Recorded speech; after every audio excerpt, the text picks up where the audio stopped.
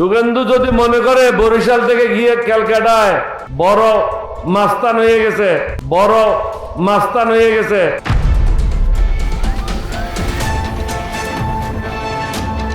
তোমার কি অবস্থা হবে বুঝতে পারতেছো না। পরনের কাপড় খুলে নেবে।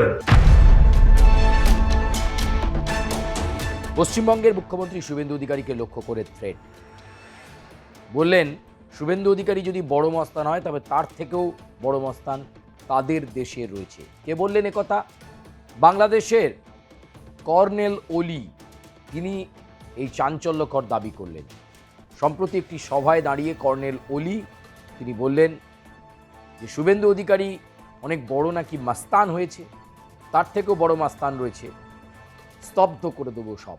শুভেন্দু যদি মনে করে বরিশাল থেকে গিয়ে ক্যালকাটায় বড় মাস্তান হয়ে গেছে, তার থেকেও বড় মস্তান বাংলাদেশে আছে, তার ওস্তাদেরা এখানে আছে।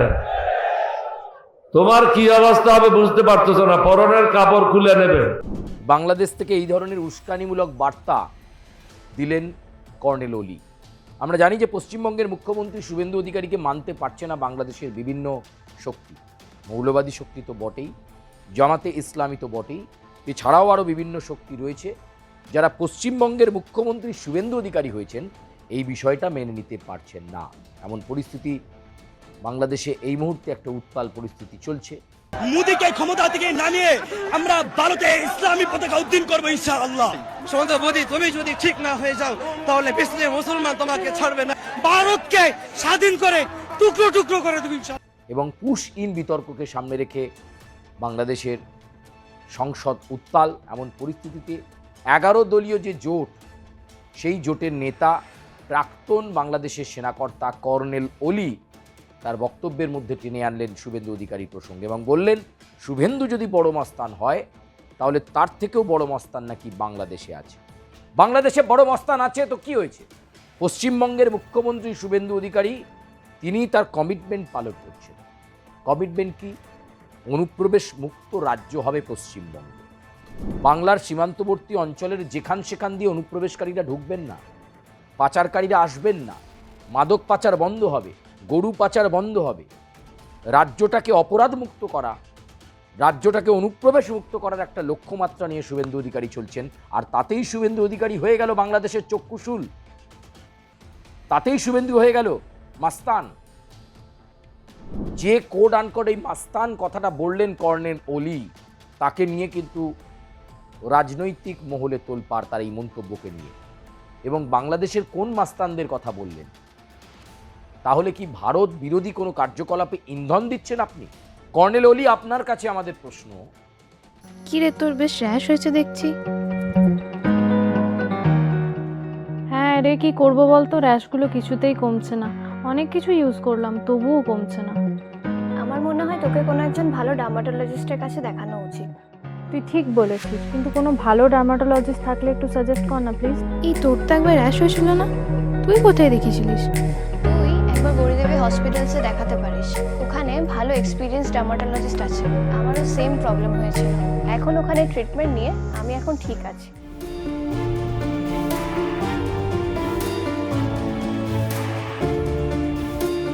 গৌরী দেবী হসপিটাল, রাজবাঁধ, দুর্গাপুর। যোগাযোগ 8001003333, 8001113333।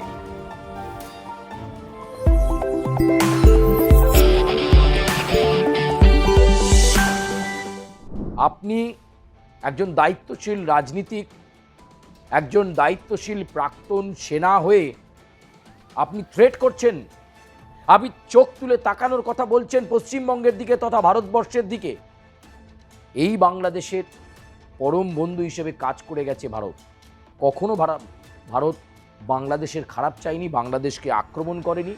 উল্টে বাংলাদেশে লাগাতার ভারত বিদ্বেষী কার্যকলাপ হয়েছে। এই 1.5-2 বছর ডক্টর ইউনূস যে সরকার চালিয়েছেন তাতে লাগাতার ভারত বিদ্বেষী কার্যকলাপ হয়েছে। তারপরেও ভারত চুপ থেকেছে, ভারত ধৈর্য দেখিয়েছে। কিন্তু এবার আপনি যে কথা বলছেন তাতে কিন্তু ভারত ধৈর্য দেখাবে না। আপনি কোন মাস্তানির কথা বলছেন? কত বড় মাস্তান আছে বাংলাদেশে? পশ্চিমবঙ্গের মুখ্যমন্ত্রী শুভেন্দু অধিকারী তিনি কেন্দ্রীয় স্বরাষ্ট্রমন্ত্রীর নির্দেশে, অমিত শাহের নির্দেশে তার সরকারের কর্মপদ্ধতির মধ্যে প্রথম টার্গেট রেখেছেন মালদা, মুর্শিদাবাদ, দিনাজপুর, শিলিগুড়ি, চিকেন স্নেক, বসিরহাট, নদিয়া, সীমান্তবর্তী অঞ্চলগুলোতে যেখানে যেখানে খামতি রয়েছে, যেখানে যেখানে কাঁটা তার না থাকার সুবিধেকে সামনে রেখে অনুপ্রবেশকারীরা দিনের পর দিন ঢুকেছেন, সেই অনুপ্রবেশকারীদেরকে চিহ্নিত করা হয়েছে। স্পেশাল ইন্টেন্সিভ রিভিশন হয়ে গেছে, তাতে অনুপ্রবেশকারীরা কোথাকার সেটা পরিষ্কার হয়ে গেছে, জলের মতো তারা বাংলাদেশি। বাংলাদেশে ফিরিয়ে দেওয়া হচ্ছে, তাতে বাংলাদেশের গাত্রদাহ হচ্ছে।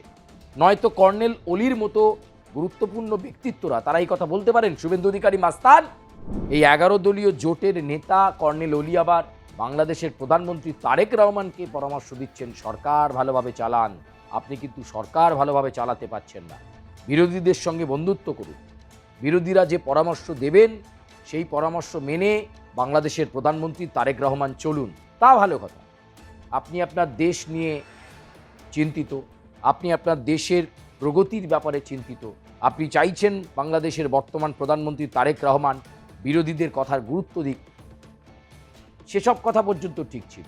কিন্তু হঠাৎ আপনার কথার মধ্যে পশ্চিমবঙ্গের মুখ্যমন্ত্রী শুভেন্দু অধিকারীর কথা আসবে কেন, এবং স্তব্ধ করে দেবেন, মাস্তানি বন্ধ করে দেবেন, এই ধরনের কথাবার্তা আপনি কেন বলছেন কর্নেল অলি? তাহলে কি আপনাকে দিয়ে কেউ বলাচ্ছে? জামাত বা মৌলবাদী শক্তি এই কাজটা করাচ্ছে যে বারে বারে পশ্চিমবঙ্গের মুখ্যমন্ত্রীকে হিট করো, তাহলেই ভারত বিদ্বেষী কার্যকলাপ হবে, তাহলেই ভারত রিয়্যাক্ট করবে। এত নরম দেশ ভারত নয়। নিজের প্রতিরক্ষা বলয় যেমন ভারতবর্ষ তৈরি করছে, একই সঙ্গে ভারতবর্ষ তার সীমানাকে সুরক্ষিত করতে মরিয়া। স্মার্ট বর্ডার, মান্দাতা আমলের বর্ডার সিস্টেমকে চেঞ্জ করতে হবে।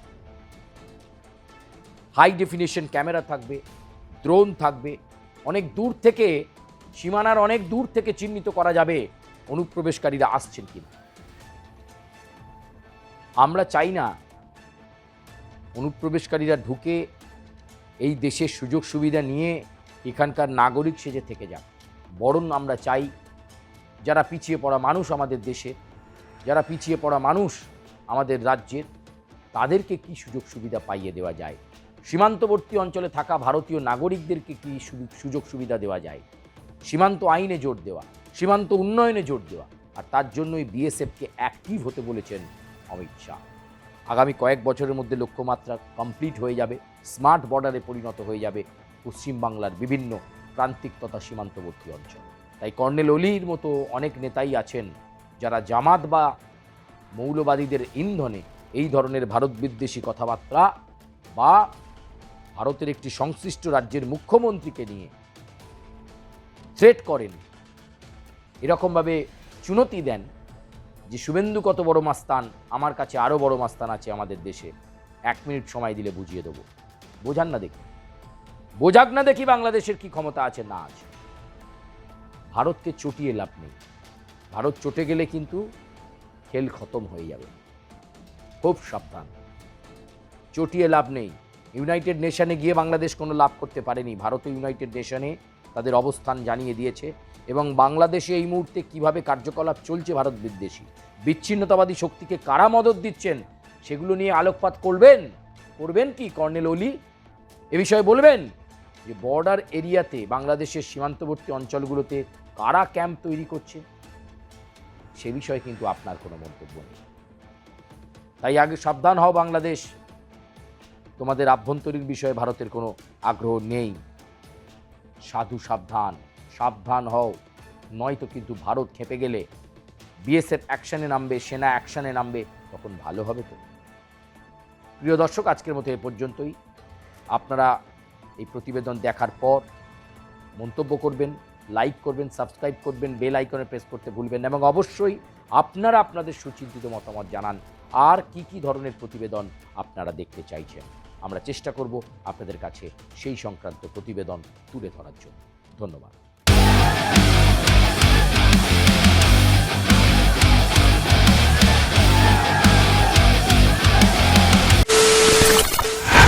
খবরের নামে প্রতিদিন সন্ধে আপনার ড্রয়িং রুমে কি শুধুই চিৎকার চেঁচামেচি হে আসে? বিতর্কের নামে চলে গালাগালি আর কাদা ছোড়াছুড়ি। এবার সময় পরিবর্তনের, কারণ আমরা কান ফাটানো চিৎকারে বিশ্বাস করি না। আমরা বিশ্বাস করি খবরের সত্যতায়। আমরা কোনো পক্ষের হয়ে গলা ফাটাই না, আমরা সাধারণ মানুষের হয়ে প্রশ্ন তুলি। চিৎকার নয়, শুধু খবর হবে যেখানে বিতর্ক আছে কিন্তু কুৎসিত ঝগড়া নেই। সঠিক তথ্য, বিশ্বস্ত খবর। নজর রাখুন আর প্লাস নিউজে।